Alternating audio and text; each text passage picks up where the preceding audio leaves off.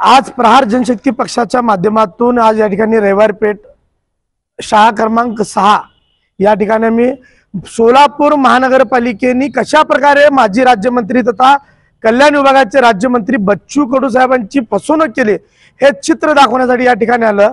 आणि एकंदरीत आपण बघितलं की ज्या दिवशी बच्चू कडू साहेब भेट द्यायला आले होते त्या ठिकाणी महानगरपालिकेचे अधिकारी असणारे ॲडिशनल कमिशनर निखिल मोरे होते, त्याचबरोबर किरण लोहार नाही ते लोहार नावाचे बसवराज लोहार जे आरोग्य अधिकारी आहेत ते सुद्धा या ठिकाणी उपस्थित होते। आणि त्यांनी कशा प्रकारे एका मंत्र्याच्या डोळ्यात धुळफेक करण्याचे काम केले हे आपल्याला दाखवण्यासाठी या ठिकाणी प्रहार पर्दाफाश या ठिकाणी आम्ही करतोय। आपण मागे बघू शकता की सोलापूर महानगरपालिका भौतिक उपचार केंद्र फिजिओथेरपी सेंटर नावाने हा सेंटर तयार झालेला आहे। आणि हे सेंटर सोलापूर शहरातील ज्या ज्या नागरिकांना काही अपघातामध्ये अपंगत्व आला असेल किंवा त्यांना काही आजार असेल गुडघ्याचा जॉईंटचा याच्यासाठी फिजिओथेरपी सेंटर इतर लोकांसाठी या ठिकाणी ठेवण्यात आलेली आहे। पण दुर्दैवाने दिव्यांगांचा जो निधी आहे हे या केंद्रावर खर्च केला जातं आणि या दिव्यांगासाठी आहे म्हणून माजी राज्यमंत्री यांची धुळफेक करण्यात आली। खरोखर ते सेंटर तुम्हाला मी दाखवतो।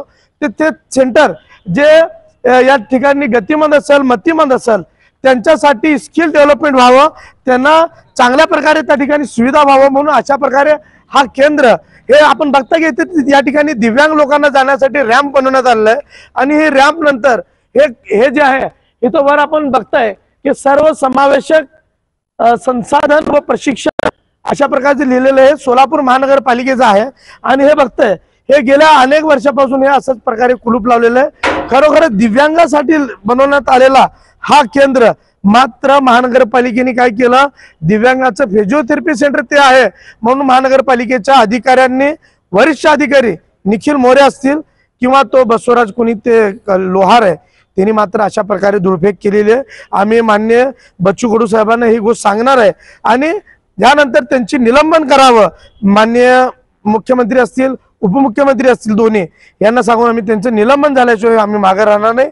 आणि सोमवारी आम्ही याच केंद्राच्या बाहेर असंख्य दिव्यांग बांधवांना आणून या ठिकाणी ठिय्या आंदोलन सुरू करणार आहोत।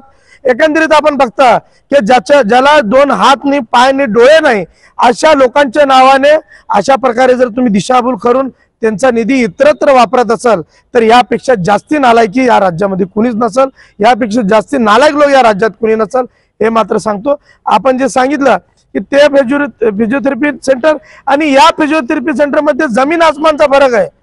ते सामान्य लोकांसाठी आहे आणि हा खास दिव्यांगासाठी मागचे जे पी शिवशंकर होते आयुक्त त्यांनी सुद्धा इथं भरीव निधी देऊन इथं चालू करणार होतं, परंतु दुर्दैवाने त्यांची बदली झाली। पण आता मात्र महानगरपालिकेचे आयुक्त असतील, महापालिकेचे ॲडिशनल कमिशनर असतील, महापालिकेचे आरोग्य अधिकारी असेल अशा प्रकारे जर प्रहार पक्षाचे संस्थापक अध्यक्ष बच्चू कडू साहेबांच्या डोळ्यात जर अशा प्रकारे धुळफेक करण्याचा प्रयत्न करत असेल ते प्रहार अजिबात खपून घेणार नाही। त्या लोहारला जोपर्यंत निलंबन होत नाही तोपर्यंत प्रहारचा लढा त्या लोहारच्या विरोधात सुरू राहील एवढं मी या माध्यमातून सांगतो। पुन्हा एकदा प्रशासनाला इशारा देतो, सोमवारपासून असंख्य दिव्यांग बांधवांना घेऊन आम्ही या ठिकाणी आंदोलन सुरू करतोय। याचा जर काही चुकीचा परिणाम होईल याचा काही कमी झालं तर याची सर्वस्व जबाबदारी सोलापूर महानगरपालिकेच्या आयुक्त आणि इतर अधिकाऱ्यांवर राहील एवढंच मी सांगतो।